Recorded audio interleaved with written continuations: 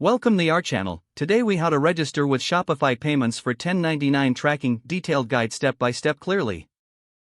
First, open your web browser and navigate to the Shopify website. Log into your Shopify admin account using your credentials. Once logged in, click on the settings option located in the lower left corner of the admin page. In the settings menu, select payments to access payment options available for your store. Scroll down to find the Shopify Payments section. If you haven't set up Shopify Payments yet, click the Complete Account Setup button. Follow the prompts to enter the required information about your business. Fill in details such as your business address, phone number, and business type.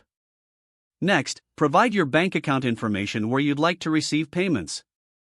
Ensure you enter your bank routing and account numbers accurately for verification. Once you've filled in all fields, review the information for accuracy. After confirming your information, click on the Save button to proceed. Now, navigate to the Payouts section within the Shopify Payments page. Here, you'll see the tracking options available for financial reporting. Ensure that the 1099 tracking feature is enabled for easier tax reporting. If it's not already activated, follow the prompts to enable this feature. You may need to provide additional tax identification information to complete the registration. Complete the required fields for tax purposes, such as your Social Security number or employer identification number.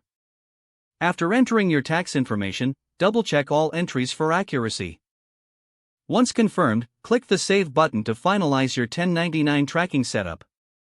You will be prompted to review the terms and conditions of Shopify Payments.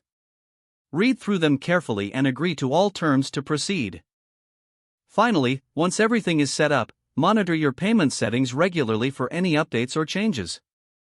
With this, your Shopify Payments account is successfully registered and ready for 1099 tracking.